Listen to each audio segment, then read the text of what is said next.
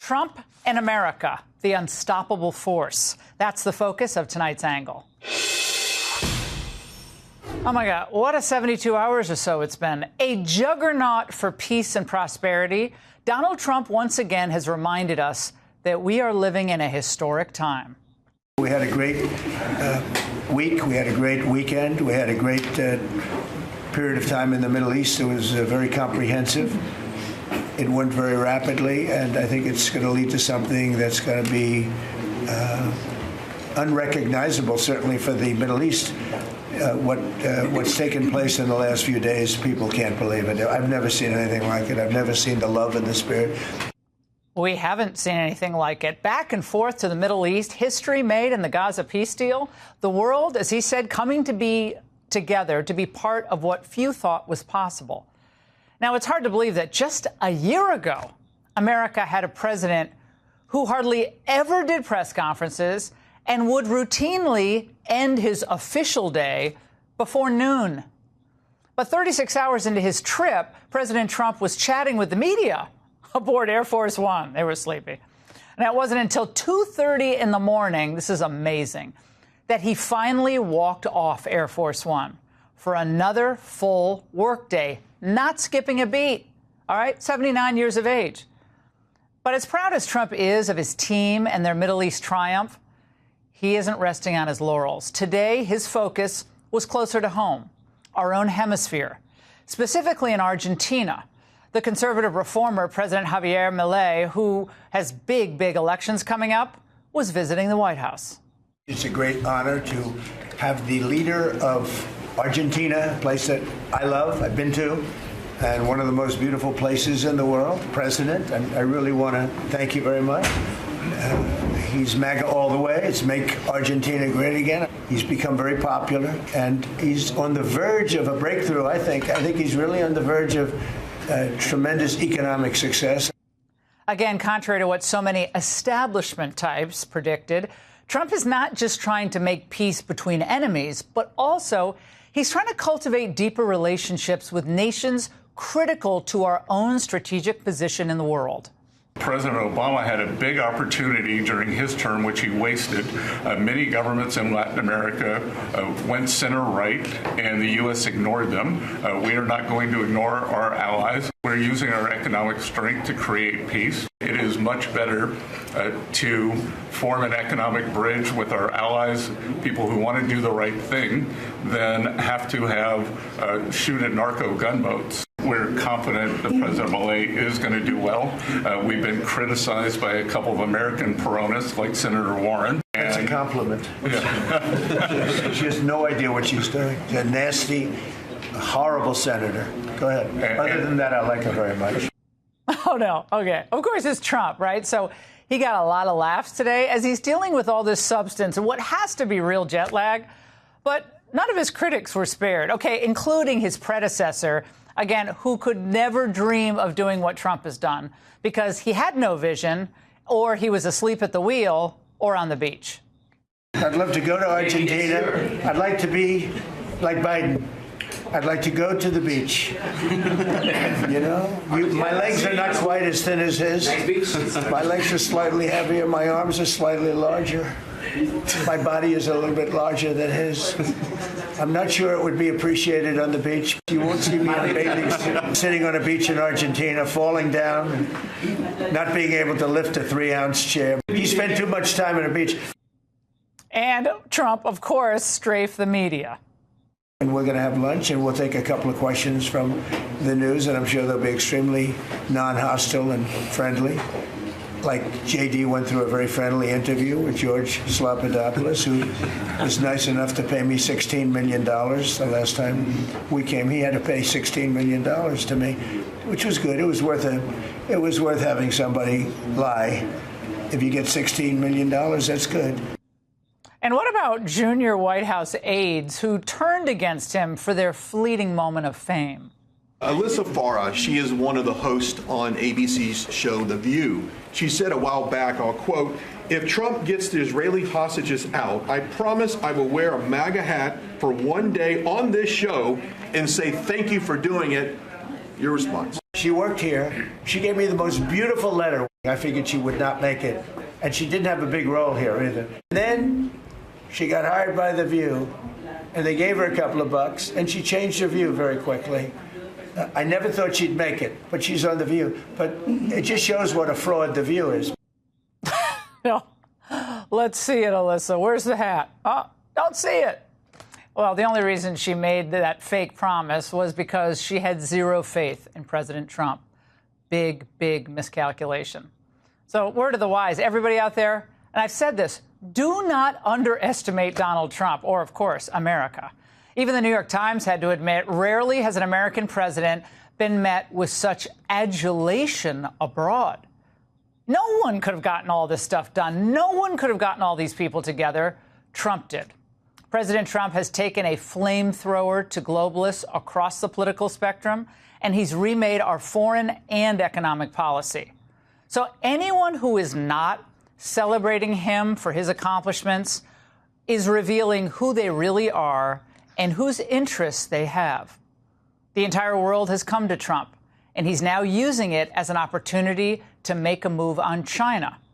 Again, it's hard to imagine that any previous American president kept President Xi up at night ever, because President Xi knew how to dominate them, how to play them, knew how to cheat on trade deals, knew how to move unchallenged, even in our own hemisphere, how to buy up American land and our resources, even our food companies, even land near military bases. But dealing with President Trump is another matter altogether. He knows how to maneuver and protect American interests. Everybody deals with China. They have to deal with us, too. We have to be careful with China. Look, I have a great relationship with President Xi, but sometimes it gets testy because China likes to take advantage of people, and they can't take advantage of us. But we have a fair relationship with China, and I think it'll be fine. And if it's not, that's okay, too. You have to do and go where the punches are thrown. You got to put up the blocks. We have a lot of punches being thrown, and we've been very successful. Oh, I love that. You got to go where the punches are being put in your arm, block. You see how he's thinking? But China, of course, is trying to flex before Xi's meeting with Trump at the end of the month in Korea. Yeah, that's still on for now. Xi's trying to get leverage against Trump in the United States by ramping up export controls on rare earth materials and then threatening fees on non-Chinese ships at their ports, so they somewhat pulled that back. But President Trump, he's not about to let that happen. America is not going to be held hostage, and neither will any of our allies. Treasury Secretary Scott Bessent says this only shows how weak their economy is and that they want to pull everybody else down with them. And the Dutch, who would have thought it, clearly has had enough of China's economic games. Its government took control of Nexperia.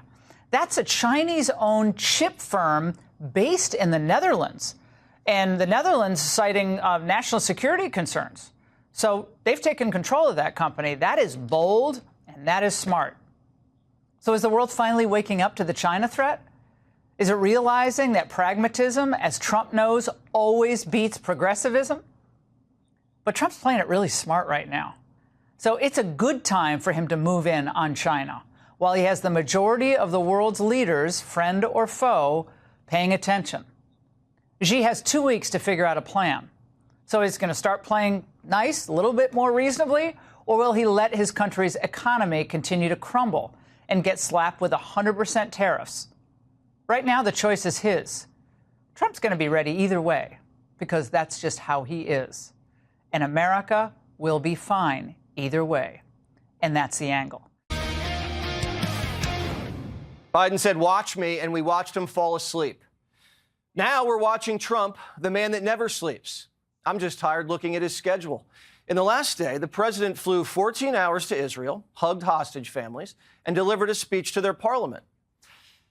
Then flew to Egypt, met with the president, spoke to the press, signed a peace deal, gave another speech, met with more world leaders, and then flew back home at the crack of dawn. He touched down at 2:30 in the morning.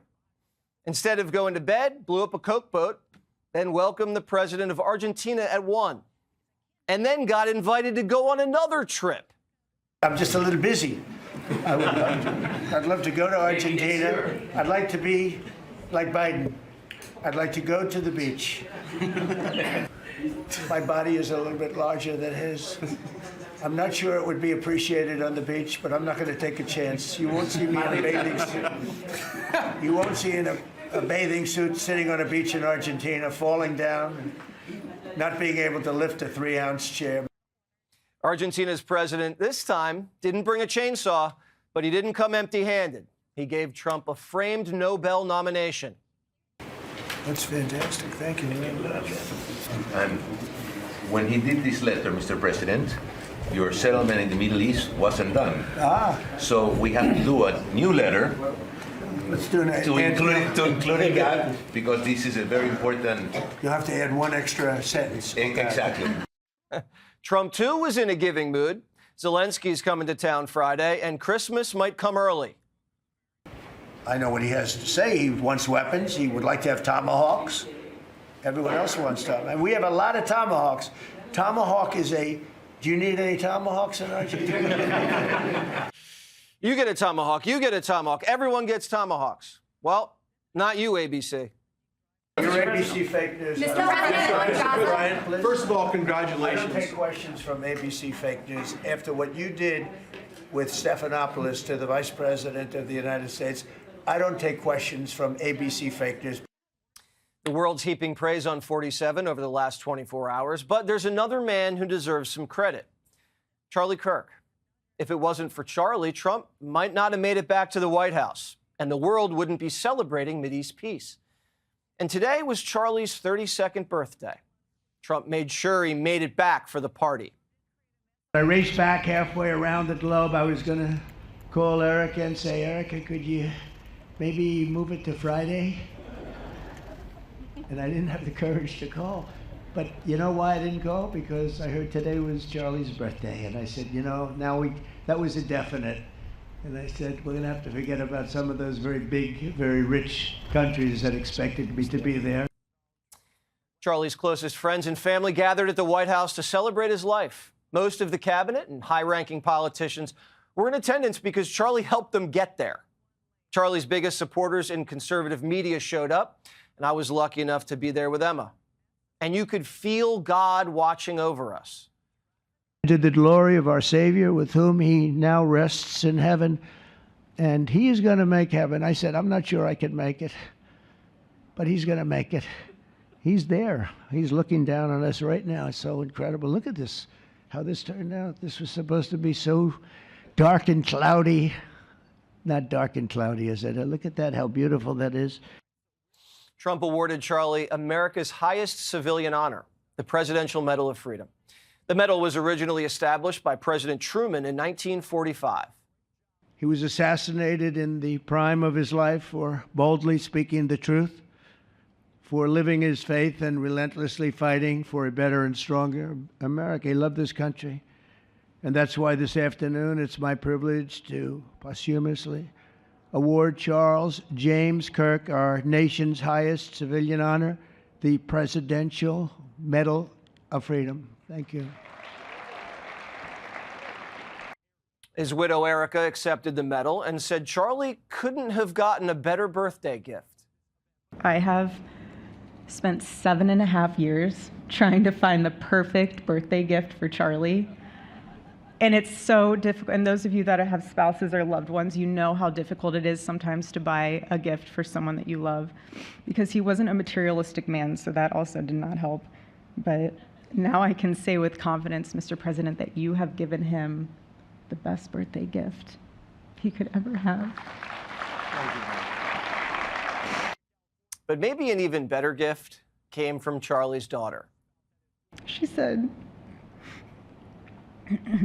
"Happy birthday, Daddy. I want to give you a stuffed animal."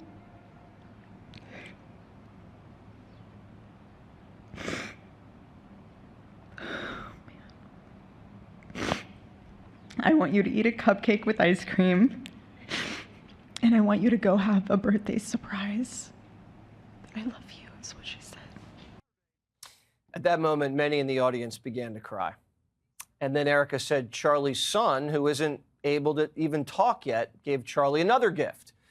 He became the man of the house by becoming potty trained at 16 months. That puts Jesse Jr. to shame. Trump says Charlie's greatest gift, though, was his wife, Erica. He said, "You won't believe how beautiful she is." I said, "Well, then now that I meet her, he's right." But then he also said, "And you know what? She's like the smartest person I know." He was deeply in love with you. It's great. Erica, your love and courage have been an inspiration to all of us, and we will always be here for you, and we're always going to be here for your gorgeous, beautiful children. And we'll never forget what your family has sacrificed for our country. Charlie Kirk died for free speech and was wearing a shirt that said freedom when an assassin's bullet ripped through his body. Erica noted that freedom is what drove the colonists to create our founding documents, and freedom should be Charlie's legacy. His name, Charles, literally means free man. And that's exactly who my husband was. He was a free man. His story reminds us all that to live free is the greatest gift, but to die free is the greatest victory. President Trump mentioned that, like Socrates, St. Peter, Lincoln, and MLK, Charlie was a martyr for truth and freedom and gave his life for America and for Jesus Christ. Charlie lost his life, but he's helped save thousands of lives by fighting to put America first and putting Trump back in the White House. The Iranian nuclear program has been obliterated, and the hostages are home. And peace on earth is not out of reach. Charlie, in a way, was a prophet and saw Donald Trump would be the right leader to restore this great American republic and spread love throughout the Holy Land. The Jews and Arabs can't agree on anything, but they both agreed that they trusted Donald Trump. I think today what I've been mostly struck by is Donald Trump's sheer force of personality. There are not many men, not many leaders who can walk into the Knesset in Israel to such rapturous applause, such a warm welcome, and then, less than an hour later, appear in a room of world leaders, Arab and Muslim leaders, and have the same kind of warm welcome. It really is his force of nature which has managed to make this happen. A few months ago, the media was saying this was impossible. He just wants Gaza emptied so they can build hotels. I think it's the same idea of what we were talking about with Ukraine, is that he didn't understand why it wasn't being done before he was there. Then he got into office and realized, wow, this is really, really hard. No. And now he's turned his attention elsewhere. It's not black and white. That's what's happening. Yeah, it's complicated. Ye of little faith. Why would the media be wrong about everything and suddenly be right? Trump has experienced political redemption, and now some members of the press are starting to repent. I didn't think it was going to happen. Bravo to America. Bravo to the Trump administration. Bravo to President Trump. Even notorious non-believers are experiencing a spiritual awakening. Credit where credit is due. Donald Trump did something good. It's kind of surprising to see him do something good. What a day for Donald Trump. You know what? He finally did something positive today, and I want to give him credit for it because I know he's not the type to take credit for himself. Biden swallowing his pride and saying congrats to Trump. So did Kamala. So did the Clintons. But Obama won't do it. He's realizing slowly he's not the Messiah, and the words just won't come out. Barry can take his time, but there's no denying the success. Just ask Donald Trump's latest dinner guest. Have the humility to give it up for enormous success on any level. I agree. Trump, not my choice, didn't vote for him, but somehow, a lot of people did. And he's... I can't deny the success. I can't either. At this moment in time, Trump has enormous international political capital. He has the Arab world in his corner. The memories of Operation Midnight Hammer are still fresh. NATO's fully funded and about to turn up the heat on Russia. Zelensky's in town later this week, and Putin's under pressure. The Monroe Doctrine's back. We call it the Dunroe Doctrine. And he's cut trade deals on the Pacific Rim with our allies, encircling the Chinese. Trump's meeting Xi Jinping soon in South Korea, and both sides are exchanging heavy blows over trade. The president has to finesse the power struggle so China saves face, and the American economy remains dominant, and it will, always, because we embrace freedom. Putin's a nuisance, but he can be neutralized with a little help from the Chinese. The American decline is over. With Charlie's spirit still alive, the United States can win the 21st century. Erica said freedom without God is chaos, and urged those in attendance today to not live in fear. Being a free American, brave and unafraid, with faith in God, is the recipe for success.